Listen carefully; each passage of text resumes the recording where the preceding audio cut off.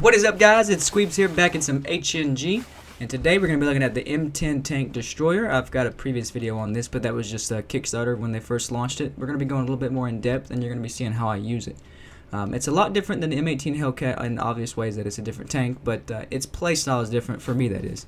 I don't like to rush with this tank, and when you do, or if I have, every time, it always ends in failure. So, this tank is a lot different than the M18 Hellcat in armor and means of speed, and I believe the gun. Let's look at the gun. So it has a 76mm main cannon, and it does not have a machine gun. I don't know why I thought it did. So just one 3-inch gun, M7 is all it pretty much has. And it does give you the possibility of ballistic cap HEs, so that's good. I actually use those, and these are what's going to make a really big difference, guys. So you got to get your ballistics cap unlocked as soon as possible. You can attach some crates, but I don't have that unlocked yet. So let's go into a little bit more statistics breakdown. I'll show you guys from the wiki, but here we go. Okay, so unfortunately the wiki doesn't tell us any armor statistics. It doesn't tell us the front, rear, side, anything. It's all question mark. You can check it out yourselves on the website. I'll probably leave a link in the description below. But what it does tell us is pretty much some of the stuff that tells you in game, and I'll go ahead and list that here. It's a 76mm AP M79 shot. That's the standard shot that comes with the tank. It's penetration up to 70mm to 120, and then its range you can see 650 to 950, and so on. So you can see obviously ballistic cap is a little bit better, and definitely helps you a lot. I've noticed a tremendous difference in game, more than just what statistics show. But credit cost is going to cost you $68,000 if you want to use in-game credits. If you want to use gold, $810, which isn't that much, surprisingly. It does require the 6th grade assault badge to be unlocked under, I believe it's tank crewman. Let's see here, or armor assault, either one.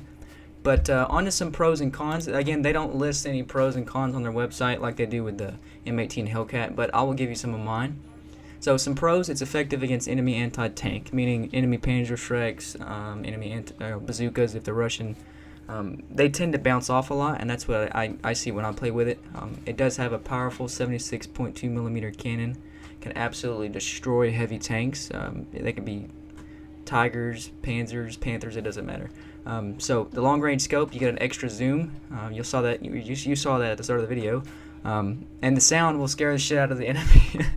So I know whenever they have a tank destroyer on the enemy team and it fires, it's pretty scary. So except for the Russians, because they fight drunk. So, and also the bonus is the 2 types of ammunition, so you can carry HE as well, and a ballistic cap. Now the HE will help you with infantry.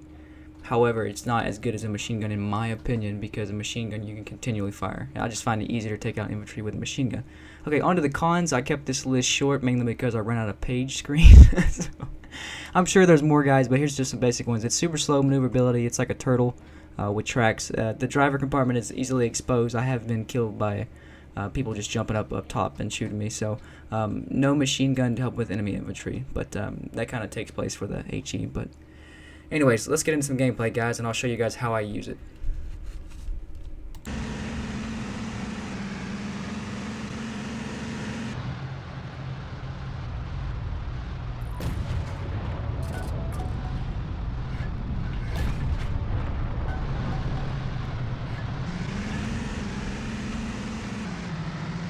Alright, so we quickly capped the A-line. The infantry pushed it pretty quickly. I only killed that one tank, and I wanted to show you guys. This was me attempting to flank in the M10. I guess I got a wild hair, but this is what happened. It happened twice in this particular match, and I decided, yeah, this is not happening. I'm too slow, too bulky, too noticeable, and maneuverability sucks. So I just wanted to cue you in on this and show you guys this aspect of the tank, including itself in the cons. So let's see here, out of nowhere.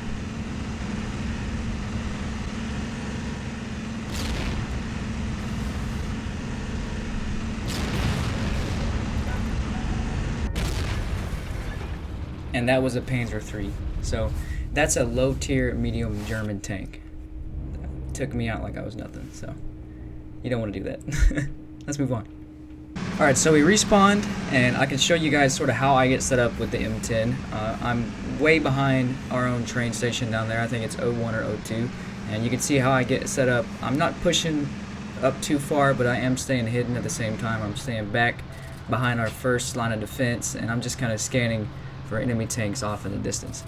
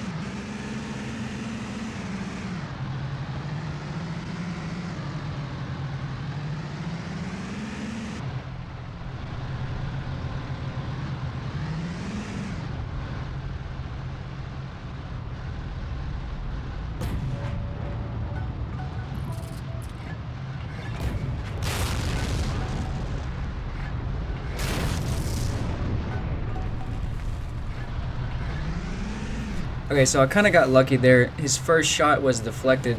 So we don't know the exact millimeter of the armor of the M10, but we do know that it is at least thick enough to deflect that German tank. So that was good. I had to make a tactical retreat and do a repair. But so far, so good. Alright, so once I got repaired, I figured it would be a good idea to get a different position. I stayed close to the same area where I killed the last German tank at, which was kind of a bad idea on my part. He was going to be looking for me. But I figured, you know what, this is kind of a cool vantage point. I'd stick it out here and see what happens. Unfortunately, it didn't work out for me.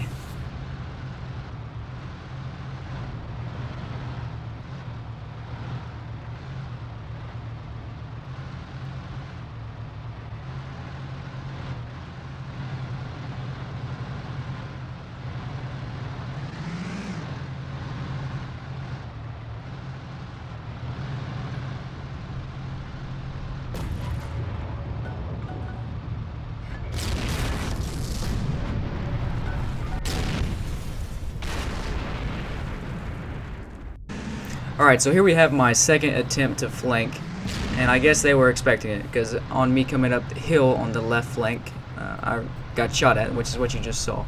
So at this point, I didn't really have a lot of options. You know, I'm way too slow and too bulky. I was going to try to peek him and see if I could see him around a rock, but my suspicion was it was the Panzer III that was there last time. So, but I was having trouble finding him. We'll see how it works out.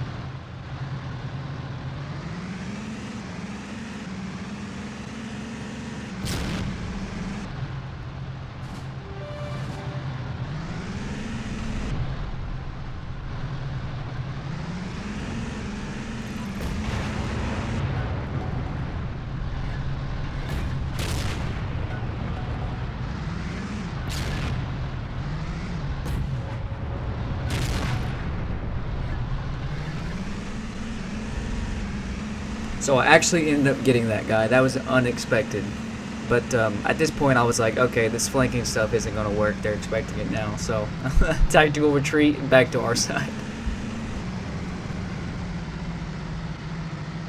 Alright, so after a quick repair from our tactical retreat, I get back in my tank and I notice a Stug coming down the top of the hill. That's an enemy German tank destroyer. They're very slow, but they have a very, very powerful cannon. So one shot to the side and two shots to the rear. Well, one shot to the rear, so two shots total. Quickly take him out. Very easy. But I'm kind of in a position now where I didn't want to be. I wouldn't normally be, but I guess it was me growing impatient. So Typically you'd want to stay back with this tank. I feel it's easier to make long range shots, and you stay alive longer. Let's see how it pans out though.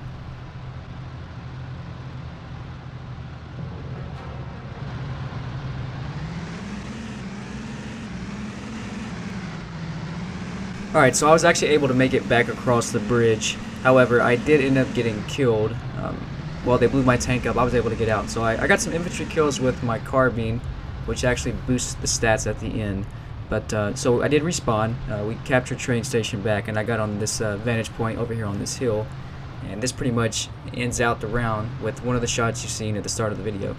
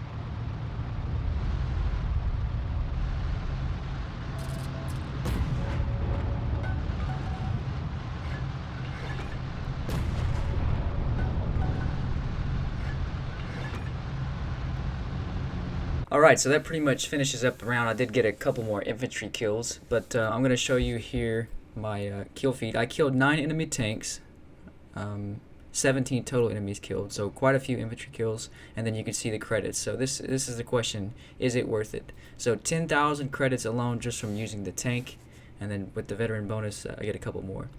So the M10 tank destroyer, it is an amazing tank. It's very powerful. I personally, guys, would stick to staying back behind your first line of defense, and that means your first captured point closest to an enemy control point. Just stay back behind that one, so that way you have a wave of infantry in front of you, and it's harder for German infantry to sneak up on you and get you with anti-tank, as well as enemy tanks to see you. So this is Squeeb signing off, guys, and we'll see you in the next one.